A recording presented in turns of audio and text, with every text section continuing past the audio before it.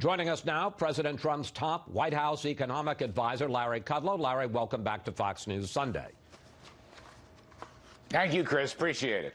In July, just a couple of months ago, President Trump said that White House Chief of Staff John Kelly would remain on the job through 2020. Now he says that Kelly is out as one of the top few White House staffers. What happened? Well, look, it's been a long 2 years for the chief, General Kelly. He ran Homeland Security and has been running the White House staff. I think, by the way, he's been a very good chief, very orderly processes in the White House. As you know, it's not an easy thing to do. General Kelly is a remarkable patriot. He has given such phenomenal service to this country. Perhaps it is time for a rest. President Trump, at our senior staff Christmas dinner Friday night, had some wonderful complimentary things to say about the chief. I heartily concur. So I suppose it's time to move on. Well, let me ask you two more quick questions. One, did Kelly resign or was he forced out? I don't know, to be perfectly honest. I think it was very amicable. All right, that's what I understand. Again, the president's saying good things about the chief. I've been in so many meetings. I mean, just so many meetings in my tenure, a little less than a year now. I think a lot of the gossip is just wrong. I think they did get along. Everybody's going to have disagreements. That's the way life works. But was he fired? I don't think he was fired. I wasn't privy to that final conversation. But the president's had great things to say about him. What do you think of Nick Ayers? I think quite a lot of Nick Ayers, actually. I've known him for a while. President, I guess, will let us know tomorrow or sometime early in the week who the next chief is going to be. In terms of Nick Ayers, Mike Pence's chief of staff, I think the world of him. All right, let's turn to your day job. The stock market's had a terrible week since President Trump and President Xi had dinner in Argentina on Saturday night. The Dow lost 1,100 points, or 4.5%. The S&P 500 is now in the red for 2018. Question, how much of this is because of confusion over just what the U.S. and China have agreed to? Well, I don't know. I mean, I'll grant you that, trade issues, China trade issues, haven't been all buttoned down yet. But look, Chris, the first couple of days after that dinner, I was down there at G20 Argentina. The markets did very well, both in China and the U.S., as a matter of fact. Since then, there have been some issues. The Huawei issue, that's a technology company that was violating Iranian sanctions, and Canada has taken them in, and they'll probably be extradited to the U.S. There have been some different statements here and there.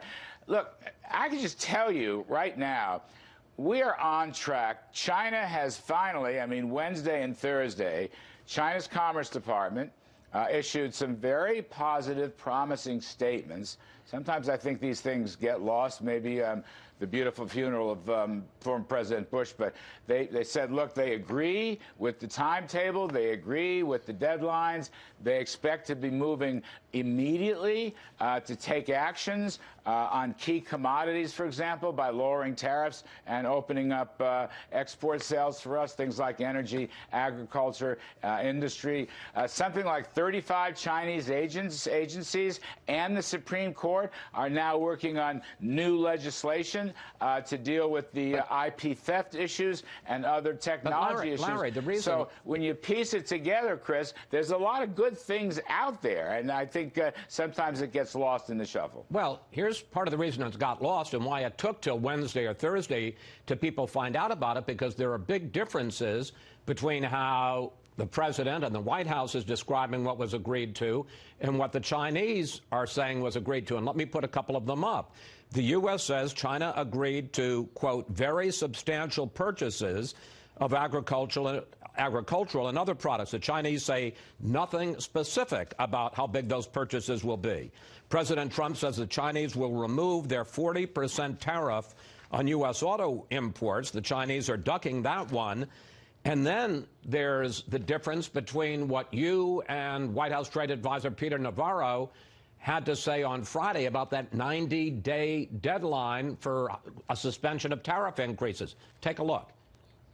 The president has indicated if there's good, solid movement and some good action, he might be willing to extend the 90 days. We'll have to see on that. If they're not resolved in 90 days, is this administration willing to walk away? It's not a question of walking away. It's a question of moving forward on the strategy. That contradiction between you and Peter Navarro led to a 500-point drop in the Dow on Friday. Forget the Chinese. The White House can't seem to get its own story straight. Well, with all respect, I don't think there's much daylight between Peter and I. We are focused right now on this first 90-day increment. Regarding what may happen in the future and presidential considerations, that'll be up to POTUS, of course, working with President Xi. I really think that's an exaggerated point. But, Chris, look, I understand people are looking for these issues. Let me just read very quickly. Here was the Chinese Commerce Department announcement. I think it was Wednesday or Thursday. China will immediately implement specific issues that have been agreed upon by agriculture products, energy, and automobiles. Automobile tariffs announcements going to come from the State Council Tariff Commission. As I said earlier, it was also announced that a number of Chinese government agencies and the Supreme Court are looking at new laws to prevent intellectual property theft. These are very strong indications. President Trump himself, I remember he called me early Thursday morning to say, did you see that announcement? Did you see that announcement? And I did, and I think it's very positive. Really, we're making more progress now on more specific issues than ever before. Now, let me just add quickly, trust but verify. That's very important. Ambassador Lighthizer will be looking very carefully in the course of his negotiations. He will evaluate. He will make sure there are enforcement mechanisms and timetable mechanisms. Right. That is terribly important. Nothing in this game is done until it is absolutely verified to our satisfaction. So that's a caveat. Okay, and I don't want to lose that. However, but having said that, the Chinese own statements are really very positive. Okay. Well, except that, for instance, the president tweeted 40%. A tariff on auto imports is lifted. The Chinese have not committed to that. And there was a big bump in the road on Saturday night.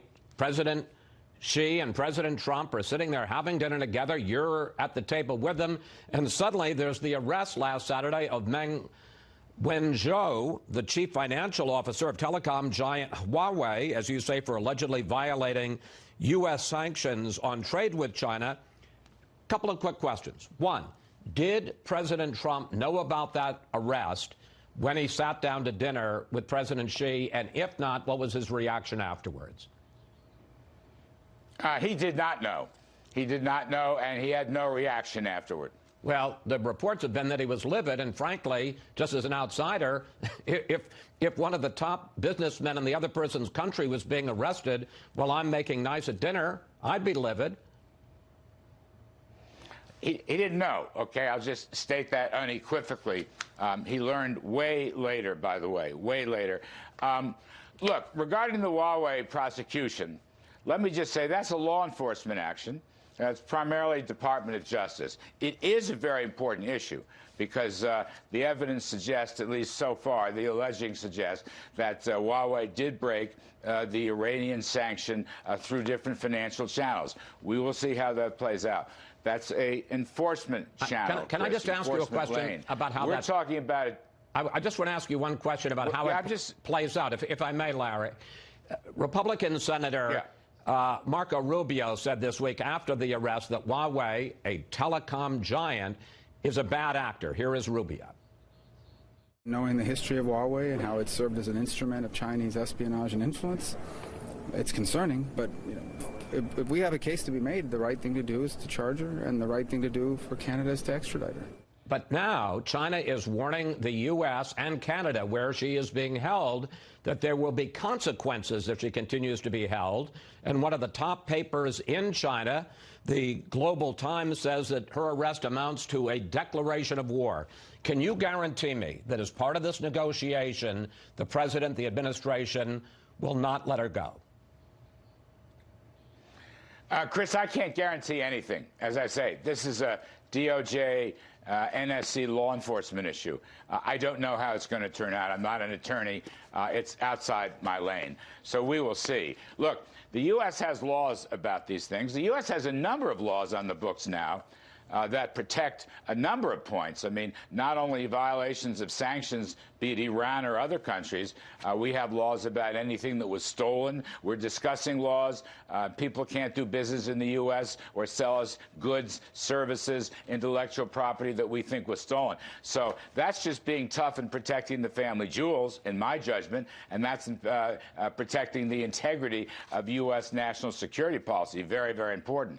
How this affects trade, Chris, I can't sit here and be absolutely definitive. All I'll say is it seems to me there's a trade lane that we are discussing where you and I both agree the early returns from China are very positive, and it looks like we will get new actions. And there's a law enforcement lane. They're different. They're different. And I think President Trump and President Xi and lower officials will generate or continue to keep that difference. I might be wrong. I can't predict the future on this thing, but they're different channels, and I think they will be viewed that way for quite some time. Larry, thank you. Thanks for your time, and we'll watch how the markets do this week. Thank you, Chris. Appreciate it.